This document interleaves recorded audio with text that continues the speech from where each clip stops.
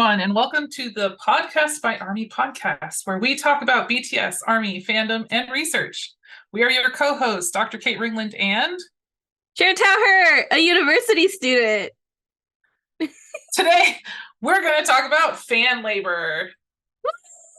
We do labor for free and no money as fans.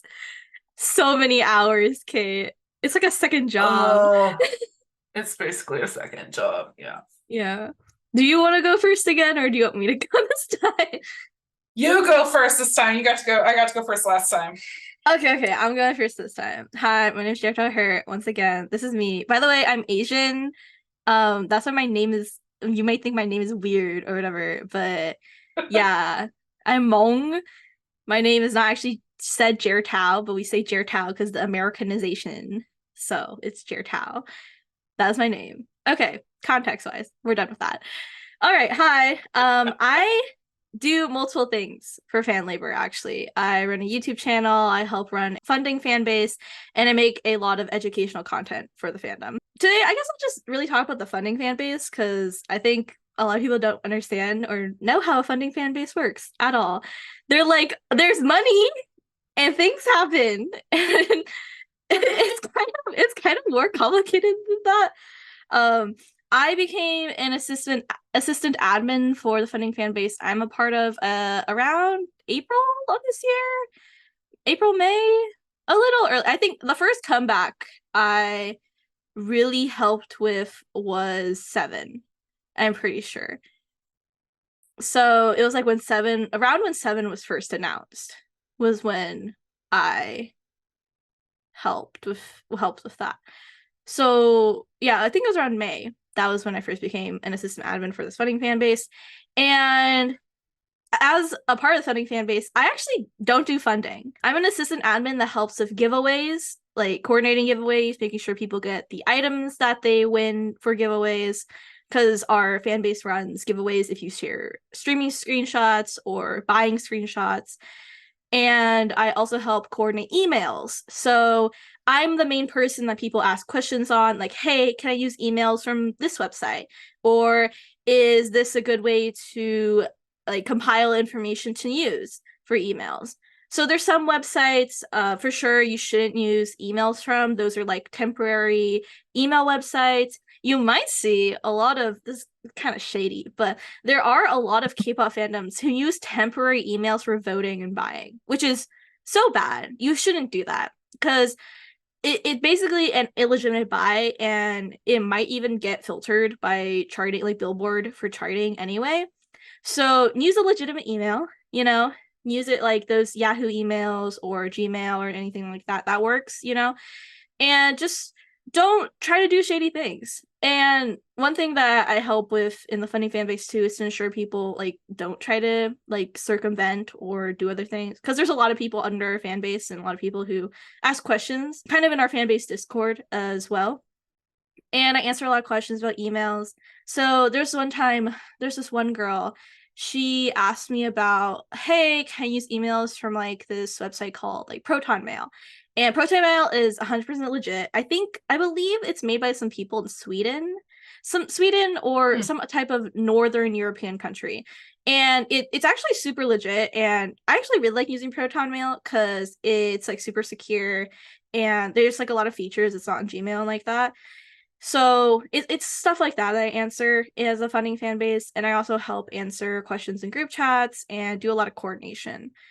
Meanwhile, the people that I work with, the other assistant admins, they're the ones who do funding and buying and coordinating that. And it's a lot of money and labor. There's some people I know who there's a lot of people I know, like a lot of assistant admins I work with, they do the 24-hour cycle. So when a song first releases, they do the full 24 hours and then they crash. So, or they do Panic Thursday.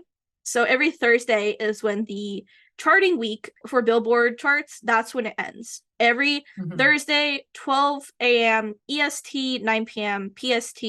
But I know those time zones, and what they do is that they stay up for 24 hours on Thursday, and the Thursday when the song releases and the Thursday when the song is going to have their chart week finish up, basically. So then what they do is that we do funding through Google Forms. So people can sign up using a Google form and they fill in their information. And we look through people's accounts. That's something you have to provide your Twitter handle, and we look through it. And if you're not Army, or you're just someone trying to take the money, and we know for sure there is a big problem. When Seven first came out, there's a lot of like kind of drama going on with Lotto and a bunch of other rapping fan bases, and a lot of them don't like each other for whatever reasons. I didn't really care about why they didn't like each other. I was at an academic conference that week, so I was not okay. Whatever. I was amazingly offline. Yes. Whatever. You're so cool. You go to academic conferences. Whatever. So I'm not whatever you. That's actually really cool, and that's great that you're able to go. But when Seven first released and that all happened, there's basically a bunch of people from those fan bases trying to get money from our fan base and use it. There was this one girl this one time, this is years ago, not years ago, but like a year or so ago, where this one person, they got through and they got like $5 from us, and they bought like lashes, and they were like on Twitter going like, I stole money from this fan base and I gotta buy myself stuff, and we're just like, that's $5. Let's be real here. They're like, I won't say like numbers or anything, but there's like a lot of money that we manage that way we can get it to armies who need it, because that's the whole reason funding fan bases exists. It's so that way armies, like even armies who think like, oh, I like can't afford like $1 song right now, and I feel like there should be less shame about asking money from fan bases, because we have a lot and we want to give it to you, right? And you should feel free to ask, because we want you to take the money, because a lot of the money actually comes from ourselves. That's something we don't talk about a lot. A lot of it comes from ourselves, or it comes from international armies who give it to us, and or not give it to, but they donate it to us basically, because we do like donation drives and everything. And we want people to use that money because we want people who, and like sometimes people, they think like, oh, it's like $1, I don't need to request it or anything, so I'm just not going to buy. But we want you to buy. We want you to be able to do that and it not feel like there's no shame, not being able to afford like $1 song or something, right? And we have like gift card codes that you can use to buy like the $1, $2 songs, and we want you to be able to contribute and do that, and there's no shame. That's something. Oh, we could have a whole conversation about how there's a lot of money shame that goes on in the fandom. Oh yes. Yeah, it gets so bad during concert season, which kind of for real goes into your part of fan labor, Kate, and what you do. Yes. Would you like to talk about it? Yes, I will tell the long convoluted story that is my fan labor. So the context here is that kind of early on in my tenure as Army on Twitter, I had been talking to some kind of bigger accounts, and I'd kind of been, okay, let me back up. So I am an ethnographer by training. So like what I do as an academic, like as a researcher, is I go into communities and I just observe them in a non-creepy way. Like I participate, I become a part of the community. In this case, it was a little bit backwards because I was a part of the community and then I decided to do work there. But anyway, that's another story. But as part of like my getting to know Army Twitter, I had come to the realization that there was not a lot of work being done around disability, which happens to be something that I know a little bit about. So I sent out some feelers to some accounts that had been kind of making noise about it a little bit on Twitter. And I was like, hey, would this be a thing you think would be appreciated if I created an account for Disabled Army? And obviously the answer was yes. And so then I kind of started this account where I basically just did a lot of educational advocacy type work around disability for Army. And up until the first PTD concerts in LA, I had mostly been doing educational work. So and some advocacy. So I'd mostly been making tweet threads about like why you should be using alt text in your image upload so that people with visual impairments and cognitive impairments and neurodivergent folks all can have access to the images you upload on Twitter or wherever. So I was doing like a lot of that kind of stuff. And then there was this kind of really nice moment for Army's birthday when they released Permission to Dance and they used international sign language, and there was like a lot of disability positive stuff in the music video. So it was kind of like a really nice, I'd been working on this account, and then all of a sudden it felt like a little bit like a validation kind of celebration of disabled Army. Anyway, so that was kind of a nice coincidence.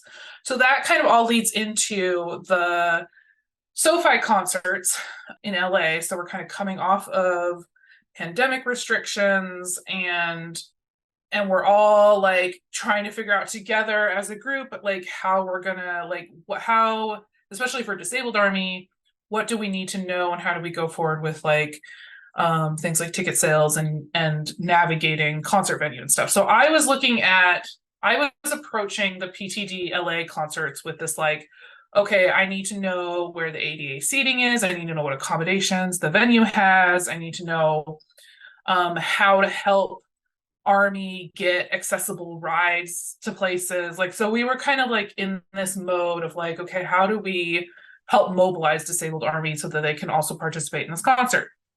And that was kind of the frame of mind I was in when the tickets finally went on sale through Ticketmaster. And then like very, very quickly, like this was early October. It was like the first week of October or something that this was all happening. Yeah. When the tickets first went on sale. Yeah, and the concerts were like they had announced in September. They had announced like super, like there was not a big turnaround from announcement to sales. And then the concerts themselves were at the end of November, beginning of December. So yeah, so it was like the first week of October. And with the first round of sales happened. And I can't remember if I don't think I had a code. It was Army membership. I myself did not actually end up purchasing tickets myself. I ended up buying from other people because I could never get in. But anyways, that's a whole nother story. Yeah.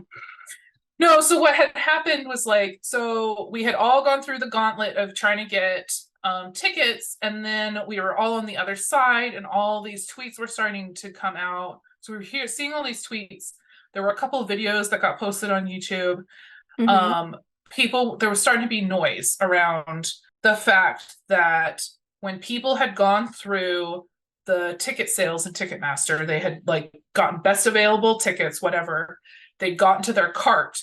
When they got to their shopping cart, they just hit go because, you know, tickets were being sold out from under people. It was horrible. It was just like you did not have time to look.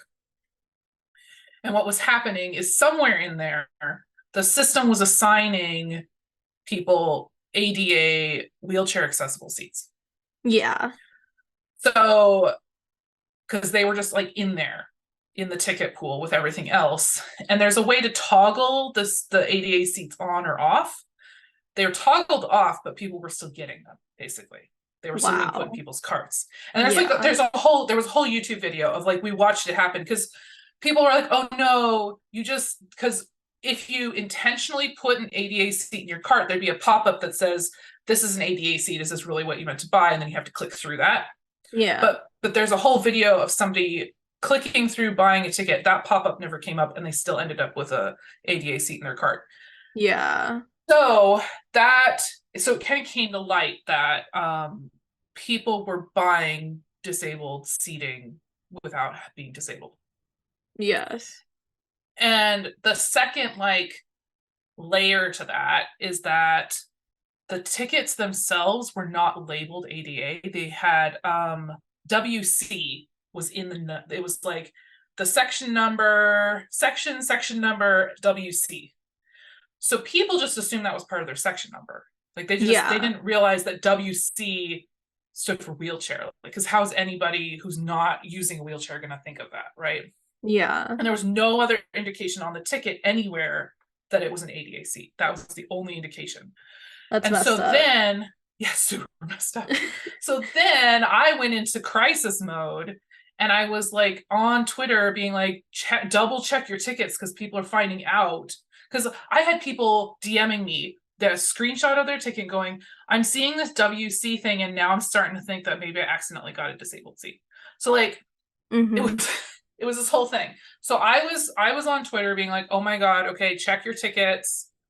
And then we tried to contact Ticketmaster. Of course, nobody answered the phone. We so tried to contact up. so it was like this, we were in this weird catch-22 because Ticketmaster has a whole hotline for accessibility and disability that no one answers. It just rings. And then you call the venue, and the venue's like, we're sorry, that's not our problem. Contact Ticketmaster. Oh my God. You get stuck in this vortex of like, nobody's taking responsibility for this. So then I took responsibility for this. You didn't have to, but you, I did not have to, but I felt like I had, yeah. So I had people in my DMs that were like, I just like, it was heartbreaking because I had people in my DMs who were basically just like, I'm disabled. I can only access this concert through the ADA seating, and there was literally none left by the time I was just checking out. Like there was just literally nothing left because there's such a small, it's like some really small percentage of the seats are actually accessible. So I had those people in my DMs, and then I had other people in my DMs who were like crying because they're like, I don't want to give up a ticket because this was like, we all know how hard it is to get any kind of ticket to a show. I mean, it's literally impossible. It is. And they like, I don't want to give this up, but I don't want to have taken this from somebody who really needs it. So I had both of those people in my DMs, and many of them. It was like a lot. So then I was like, okay, I am just gonna put some feelers up, and I started tweeting about like, hey, I have this person with a set of 4 tickets, ADA. Does anybody need these ADA tickets to be willing to trade or whatever? And so then I facilitated swaps and sales for, I think I counted 171 trades or sales. It's the 7. So yeah, so it was 171 between just for ADA seating. So I didn't do anything but ADA seating. That's amazing. And that's across the 4 shows in LA. Yeah, so that was not planned for. I was like in the middle, it was the middle of fall quarter. I was it was my very first class teaching as assistant professor, and I'm like in class, and my phone's blowing up because I have all these trades that I'm trying to facilitate, and I had a whole spreadsheet. It was like, it became a whole thing because it was just so much. And I did I had to try to do some light vetting, like you were talking about, how to go check to make sure these accounts weren't like trying to scam people out of their tickets. Yeah. And yeah, and so it was just like a whole long, it was very involved. So I was doing that on top of just like the educational stuff of like all the stuff I was planning on doing around the concerts in the account. Anyway, so yeah, that was tens of hours. Like that was like 2-3 solid weeks. No, it had to be more because it was October. So it's basically the rest of October I spent doing that, and things started quieting down as the concert got closer. And then I had to start ramping up for like helping people on the ground at the concert.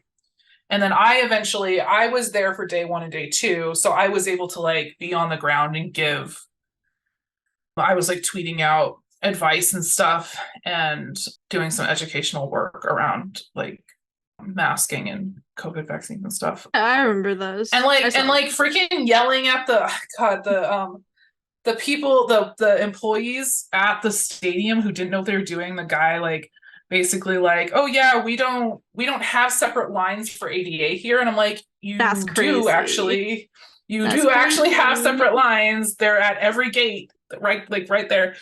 Anyways, so yeah, so it's just like a lot of Are we gonna talk about SoFi trauma here? Oh God. Okay, that's a whole nother episode. We'll That's save a that whole for other another episode. episode. Yeah, we'll We're talking save about labor. that. Anyways, yeah, we'll save that. But yeah, so it was like just a lot of hours and emotional labor.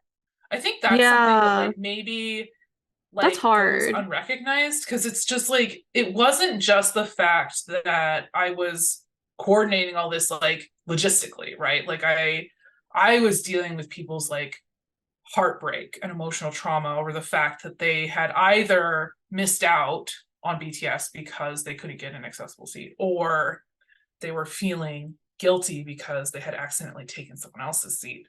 And so there was just like a lot of that kind of emotional labor that was happening simultaneously that Yeah. I think is not often recognized. Anyway, so I was doing all that through that, and then I got hooked in with the Ticketmaster task force folks. Oh So my I was helping them. God. You're so Yeah, cool, so Kate.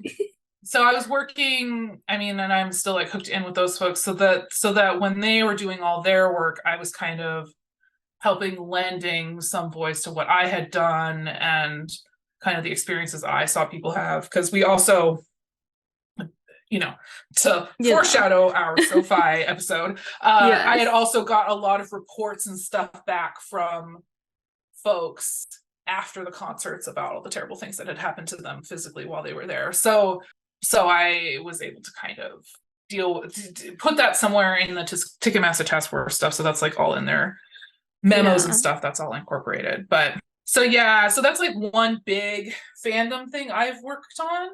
Yeah. That and it's interesting because it was like some of it was labor I intentionally took on. Like I knew it was going to be some kind of work, right? Like I knew I was going to be giving this educational content and stuff for free.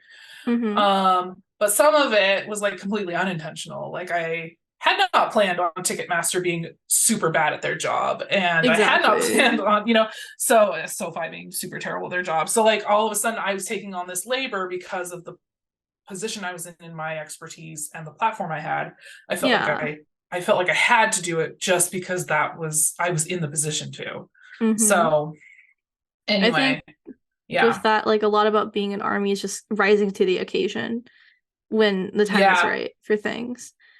Yeah. Like Yeah, we see that a lot. there's so many times where I've seen so many burnt out armies who just are Yeah. constantly rising to the occasion. And Yeah, it's I true. don't know. Let's just recognize each other's work right now, Kate. Like you've done great. You've done great work. Recognize it. I've done great work. Yes, I'm you recognizing have. You've done great in work. my head. Yes. Yeah, I've told you Yes. about all the things. Oh my Yes. God. Could we have this in our notes, but could we talk about Ticketmaster and Billboard really quick? I Oh, think we're like two dichotomy. Like you're like the Ticketmaster problems, and I'm here like the Billboard problems.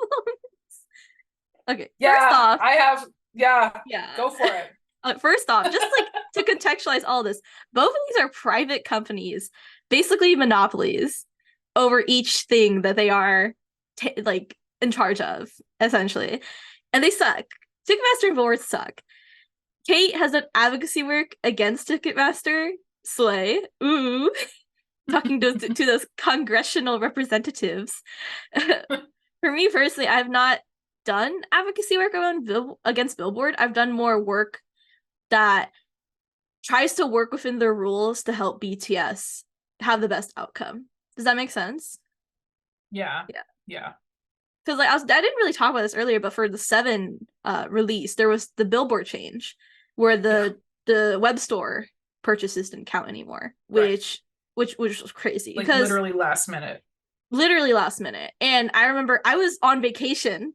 I was Yeah. I was not home. I was across the country, and I was on my little computer, not hanging out with my family, like trying to organize all these things going on. So that way Seven would chart #1 for Billboard Hot 100. And I think that like that gave me gray hairs actually, Kate, from doing Yeah. that. There was like so Yeah. much stress because we were worried as well. Because Seven, you remember the CDs when the CDs for Seven came out as well? Yeah. Yeah. Yeah, the CDs are on the US web store for BTS, just to give context, and people can buy them in sets of 4 with different purchasing information and with different emails, by the way, so that way they actually count for the chart. Right. But people buy and purchase as a 4, so that way it counts for the Billboard chart. That's kind of like Big Hit's new alternative to the web purchases we had previously. It was called the D2C store, the direct to customer store. But we don't have that anymore. So now we have CDs and we have physicals and like other purchases we can use instead. So for 7, to contextualize this, we didn't have the D2C store. We just got CDs for 7. Yeah. And we only got like this one batch for the first week. And then they restocked like a week later. But when we got that first batch for 7 week 1, there's a big problem with a lot of international armies buying from the US store, which they're not supposed to do because it filters out. And there's international armies who try to buy with VPN and circumvent Billboard's rules. Don't do that. They know you're using VPN.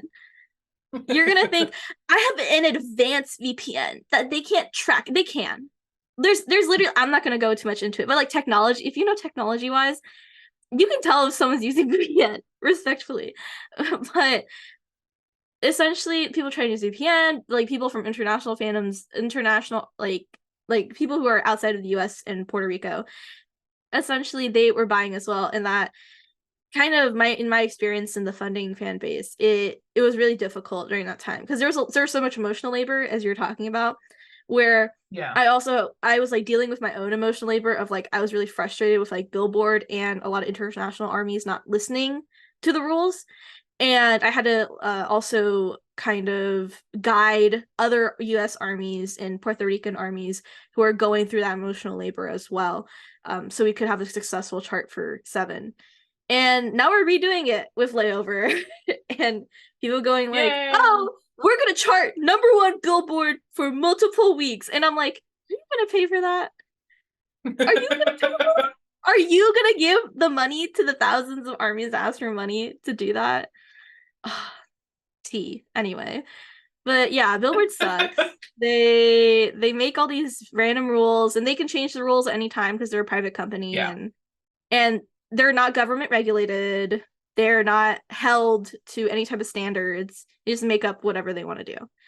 So yeah, that's life. And I really dislike Billboard, but I have to work with it in order to help BTS be successful under the rules Billboard place.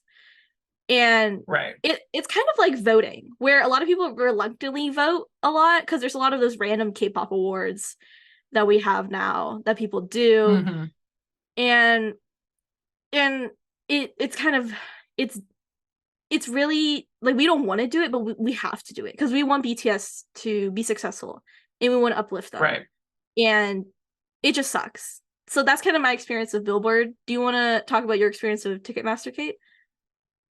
I mean, kind of more of the same, basically. Like, you know, it's just these systems that, I mean, it's these companies that are private companies that are built to make themselves money and nobody else money. And that includes the musicians, and it includes not being actually centered around the musicians or the audience that is buying tickets.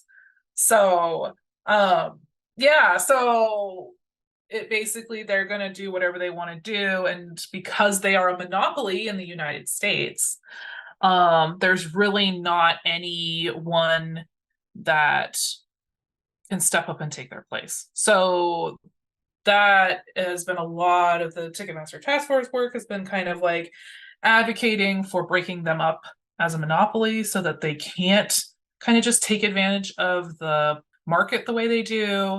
Yeah, and so then they basically said, like, we're here stuck, we have to use them, and we have to kind of figure out the best way for us as a community to, you know, kind of make the best of it for ourselves and do what we can to make this the most pleasant experience for BTS and ARMY as possible. And so we're kind of left with figuring out how to work within that system. And there's a whole nother layer of stuff that happened with the D-Day concerts and the dynamic pricing, which, like, You want to talk about that?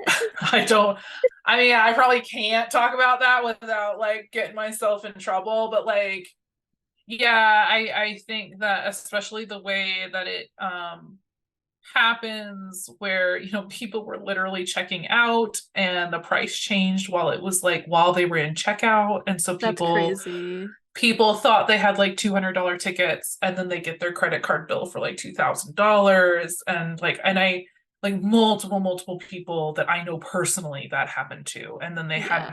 they spent their time like contesting the charges with both Ticketmaster and their credit card companies. And it's just like a whole mess. And the thing that I think makes me the most angry about all of this Mm-hmm. is that we're all here to have a good experience with each other and with BTS, right? Like we're here to have a Yeah. community experience.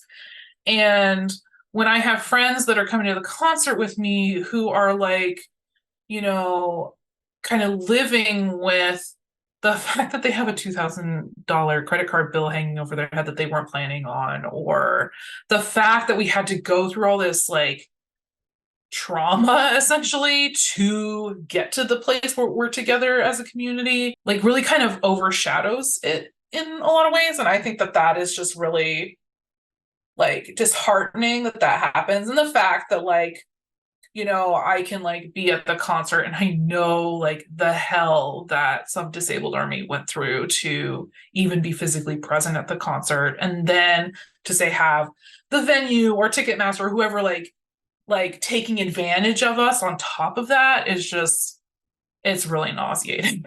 Yeah. It's super Yeah. upsetting. Yeah. It's yeah. Oh my God. Just to like kind of talk about it as well.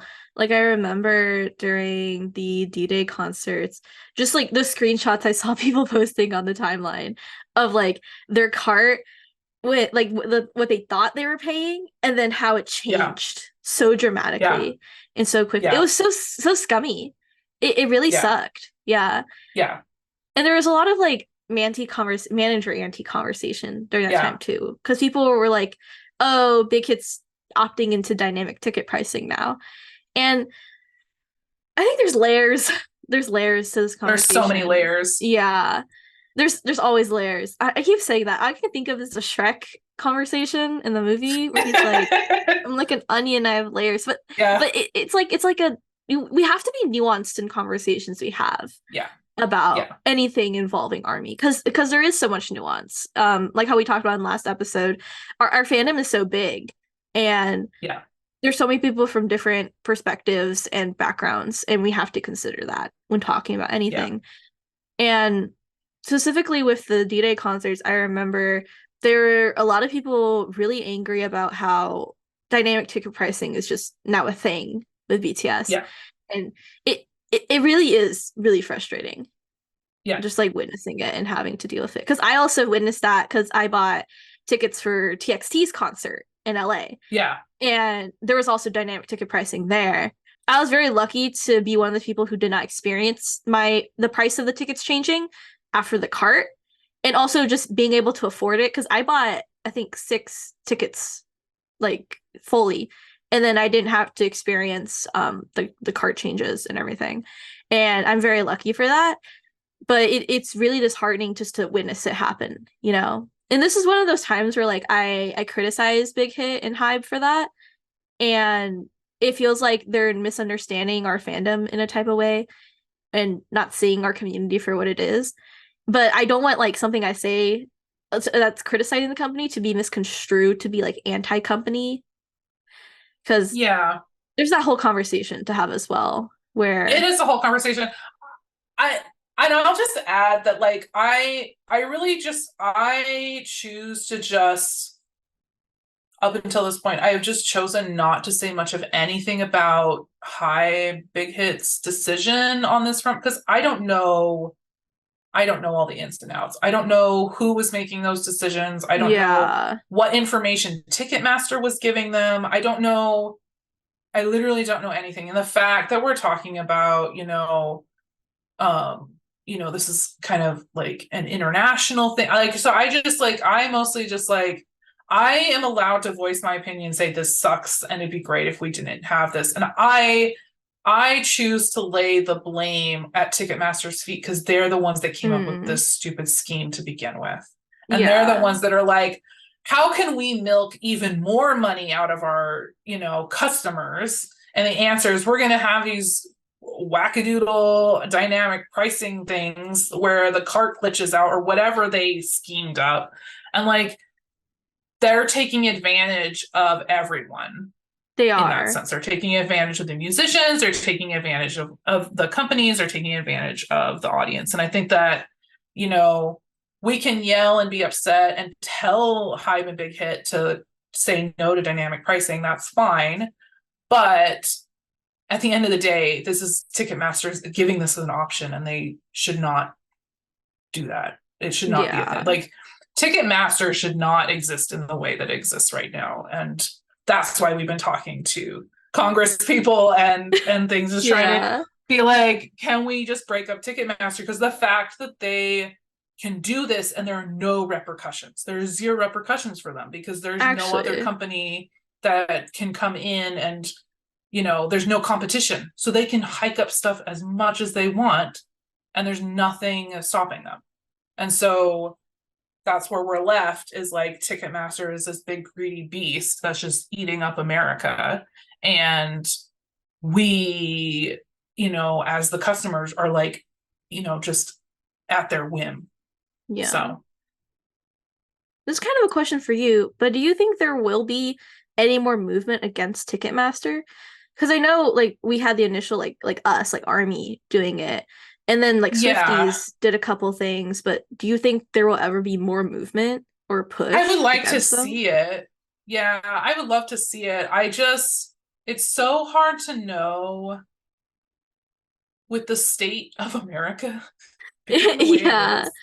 Like, it feels like it's like one of those interesting things. Like I actually was talking to some journalists or something about this at one point, but like, there are so many important important things happening out in the world, right? Yes. It feels like, concerts and musical entertainment, that's kind of like back burner issues. Like, we're more worried about the country burning down. Let's focus on like priorities or whatever.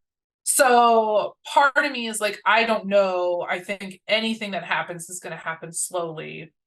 I would love for it to happen. I would love for there to be more momentum, and maybe there will be. We'll see. But it's the same thing with like the whole issue with accessible seating and stuff to begin with, is like, if accessible seats, or if we're talking about thousands and thousands of seats in a venue and the accessible ones number in the hundreds, like a couple of hundred, like very low numbers, right? In compare, like the percentage is super low. Like, why do we care? Right? Like, from a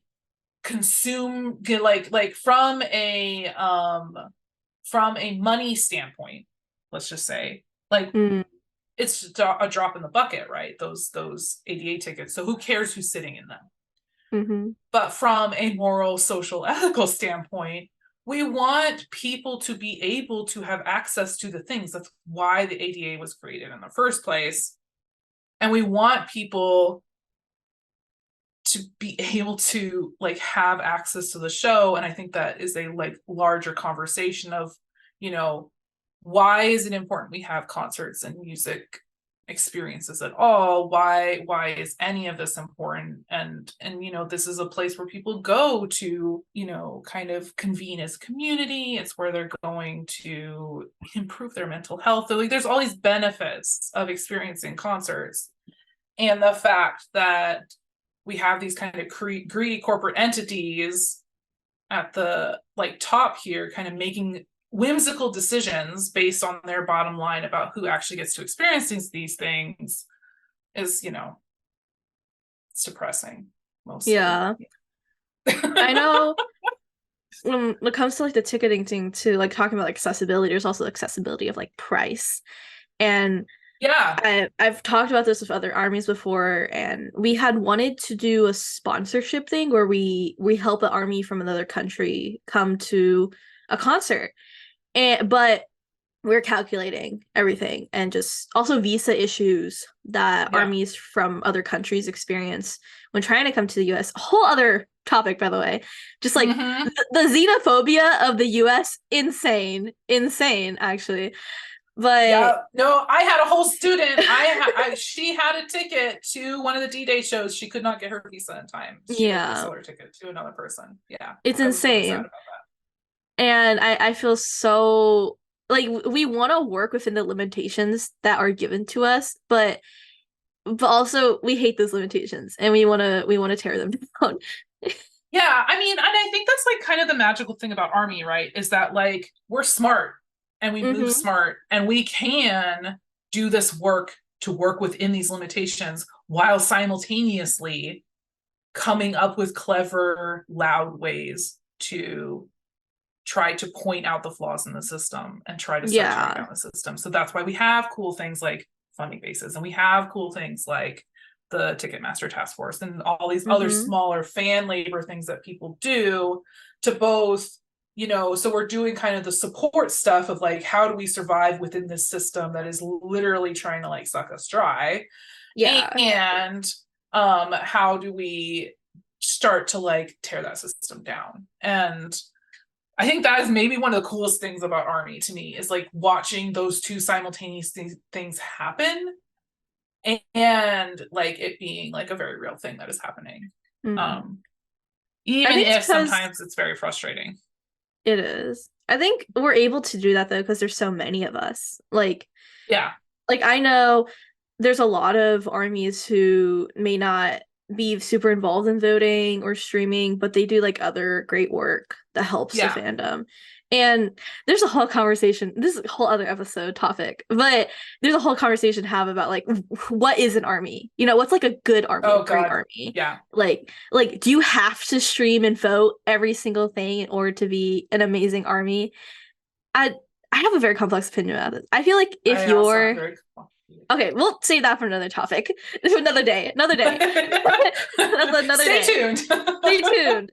But just like knowing that our fan labor, we're able to be so effective in our fan labor because it's distributed well. Yes. And It's super distributed. yeah. And we're so diverse. We have expertise literally everywhere. Like you can be like, I need somebody with Oh, XYZ definitely. expertise, and Yeah. they come. Like, They just we appear. have, They're like, yeah, hi. they're there. They're like, oh, by the way, yes, I also happen to be a lawyer. Like, okay, great, Yeah. let's talk. Like it's just like, we have, and it's, I think, and I've said this in places before, but I think one of the things that I love most about this community is not only are we all here and we're super nerdy about BTS and we're like super into it as a fandom, right? Yeah, we But we are. also like celebrate each of our individual strengths and expertise outside of our BTS nerdiness. So like, if you happen to know a lot about botany, then you become this magical person that we can ask questions about flowers to. Or, if you Yeah. happen to have a medical degree or a, law degree or whatever it is, like we celebrate that. Like we want those people here because like we are a fandom made up of like smart professional people who have this very diverse range of skills. And I think that's really, really cool. Yeah. We're able to direct our energy into the right places to do good. And Yes. we're so cool. Actually, it's so nice. I love being in this fan. It's like, I don't know if you know about this, Kate, but there's like in fan studies, there's been described like only two types of fandoms, where it's like transformative fandoms that like make things. It's like fanfic, Uh-huh. fan art, all that. Yeah. And then there's curatorial Yeah. fandoms that collect things. Yeah. But Yeah. I feel like Army is like We are totally, everything, but it's we are different. both. We're Yeah. both, but also we're different. But We're like, yeah, we go above and we're like a true like community in the sense that we yeah, have, I don't know, like if you like pictured us as an actual real world village or place or something, we'd have all the little shops and houses and like the little doctor's office and the little lawyer's office. Like we'd have yeah. all of the things kind of at our fingertips, and we could truly be our own little island. I know that that's a joke we do all the time, but like we could truly be We self-sustaining could. in that we have a little of everything or a lot of everything, I guess. And I think It's that that is super, exciting. super cool. Yeah. Yeah, We're amazing. we Wow. are And Namjoon's amazing. our president. That's right. President Namjoon. Oh my god. Salute the flag. It's like those TikTok memes where it's like salute the flag and it's like a blanket of like one of the members. Yes. I love those. Those are so funny. Yeah. And also to add on to this conversation about fan labor, those funny videos also fan labor. Well, They're okay, so that is my like literally my whole thesis in life, right? Is I yes, think that's your like the thing. fact that we are a whole community that like lives in playfulness, like we like live and breathe playfulness, and like I think that is maybe the best gift that BTS has ever given us, is the gift of playfulness, but like has made playfulness okay and like acceptable and like the thing we do here. Yeah.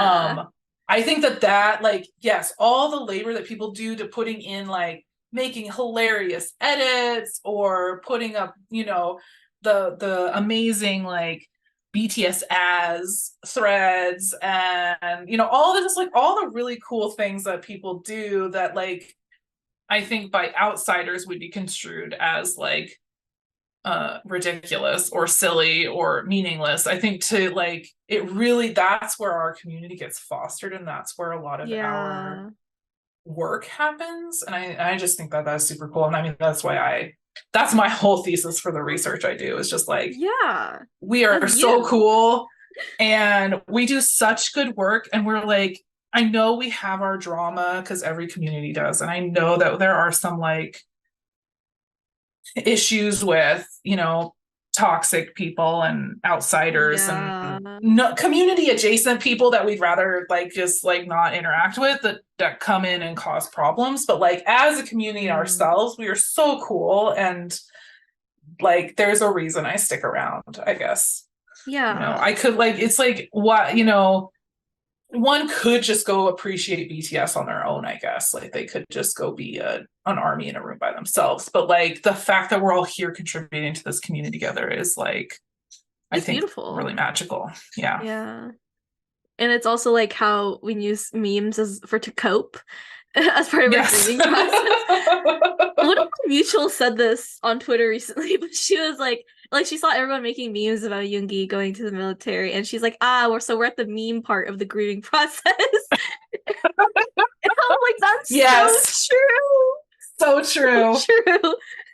It's like the grieving process where it's like we're not even going to like anger or sadness. We're just straight to memes. Yeah. Go It's straight to so memes. oh my god! And the people who do the egg carton memes, it's so funny.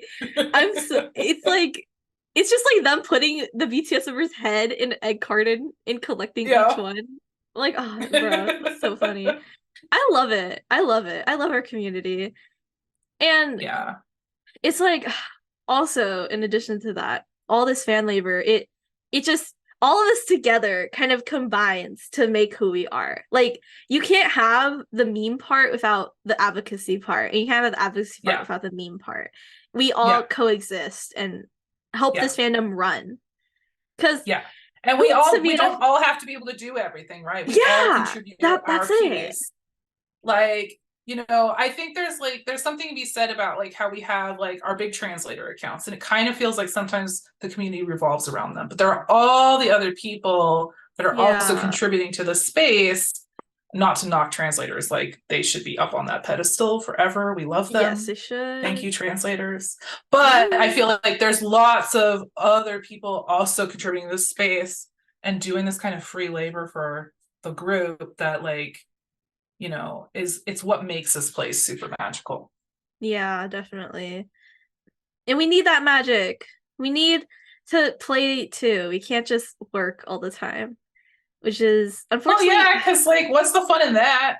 yeah, unfortunately, a lot of people they have well, this is like a whole other episode conversation, but like a lot of people think like, Yeah. oh, we need to only be working 24/7, only talk about streaming, only talk about voting, only numbers, Yeah, and it's like that's if not you me. don't have fun in your fandom experience, you're gonna burn out like so Yeah, you're fast. gonna burn out. And like I am here, like I'm primarily here because, well, I'm here in Army because BTS was something, both their music and their messaging was something that spoke to me in a way that like allowed me to take care of myself for the first time in some 30 odd years, let's just say. That's wonderful. And so for me, being a part of this community, yes, I obviously want to do things like stream and vote and do these things that help promote BTS, because obviously part of this is I want to give back to them. Yeah. But I also am doing this because this is my mental health care. Like, I'm here because this is where I'm finding social support. This is where I have friends now. This is where I go when I'm having a bad day.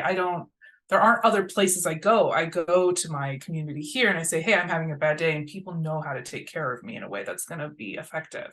And so, yeah, I think that like being in a fandom, like part of this is about the joy and celebration of being fans of this work, right? It's being fans of this community. And so I think that if it's just work 24/7, then like why are you really here? Like that just feels like very, I don't know, it's very, very unipolar. I don't know, it's not a very holistic approach to being in the fandom. And yeah, you're going to burn out because you're literally just working all the time, and that feels like not healthy. It's too much at all. Yeah. It's not, there's no good balance. And also to add to this conversation, we're not knocking people who are super involved in streaming and voting, by the way. Oh, they should. As we were just saying, there are people who have their strengths and they speak to their strengths and they lean into their strengths. Go for it. I applaud you, and I will continue to applaud you from over here where I am just making my memes and silly edits and whimsical posts on Twitter while I also stream and vote. So yes, like we stream and vote, but we don't have the strength or capacity to do it as intensely as other people do. Those people that do those things that are like part of voting organizations, everything, like I applaud them, and I think they're doing like very meaningful work as well. It's just that there's a lot of armies and we can all do meaningful work in different places. And I think that's the point here, is like there's just so many cool things that are happening and going on, and people are doing different pieces of it. And like I'm dedicating my hours to like things like, I'm doing this research, but also things like, educational advocacy work for disabled Army, for example. Like that is just something that I am spending my hours on. Somebody else is spending their hours on, streaming and voting and making all those posts about it and reminding people, which I never remember to do. So for at this point in time, I can't post about voting or streaming. I just do it and then I crash. I do it. I let other accounts, especially bigger accounts, I let them make noise about that. I figure they've got that covered, and I will keep doing my thing over here. It's like capacities. Like, again, we don't want to burn out. We want to sustain. I would love to not burn out. Actually, Kate, I think about that. So we should have a whole burnout episode. That'd be great.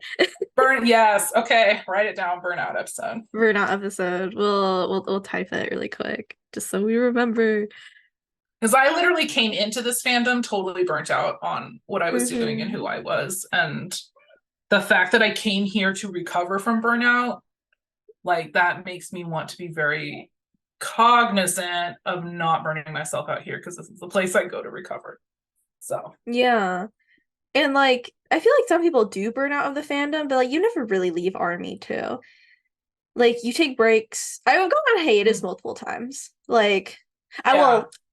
Well, okay, that's not true. I've tried to go on hiatus multiple times.